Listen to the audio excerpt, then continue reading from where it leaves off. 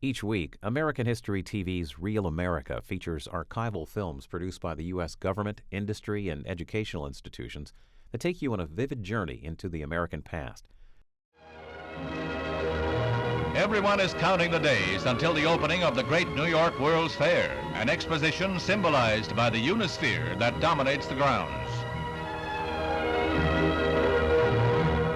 While we may be counting the days, the workmen are counting the hours, for many buildings are yet to be completed.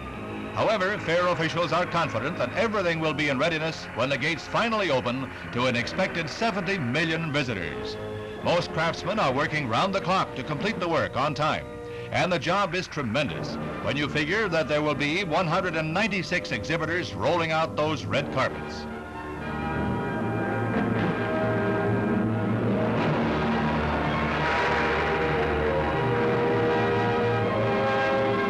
58 nations are to be represented, from the African nations to the Vatican, and they will have on display many priceless treasures.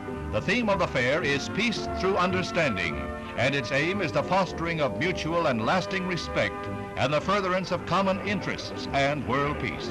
Each nation will reveal a corner of itself. For a moment, you can be in the Far East, and then a step away in Europe.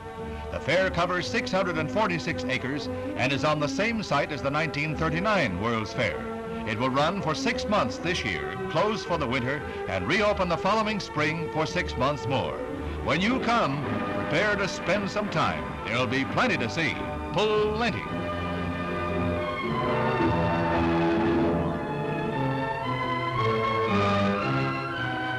Meanwhile, doff your hat to the workmen who are striving to beat that deadline.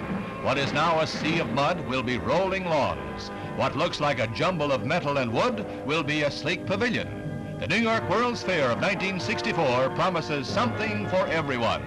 They have bet $1 billion investment and 5 years of planning. See you at the fair.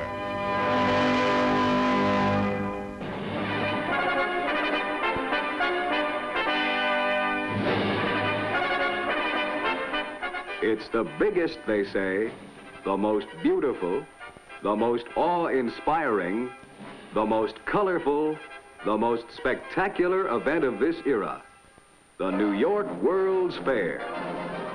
In a word, it's the greatest.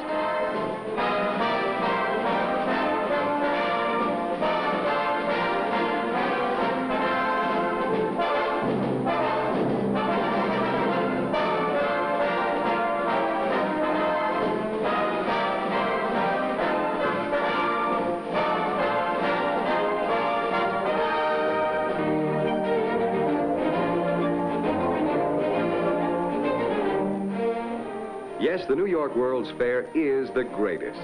That's what people have said. Your friends, your neighbors, your own customers who by the millions have responded to that old folk song invitation of, "Hi-ho, come to the fair." Just what is it in the array of exhibits your neighbors and customers want to see most?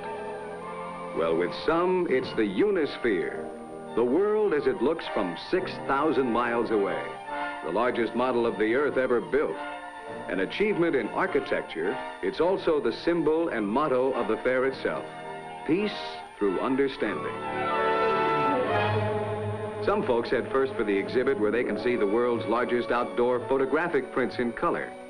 Here, 15 exhibit sections demonstrate dramatically the influence of photography on many aspects of modern life.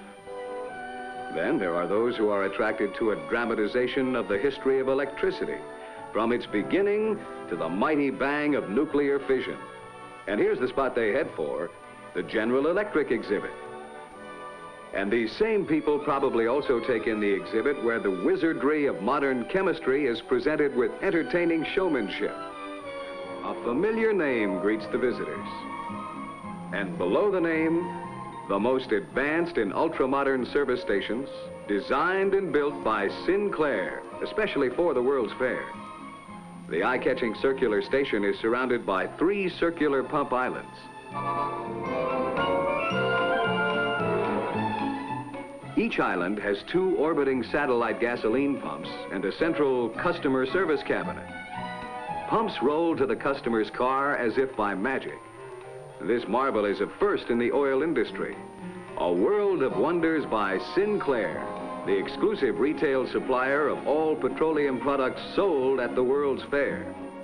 The New York World's Fair, something for everybody, and wherever you turn, something of awe, interest, excitement, and wonder.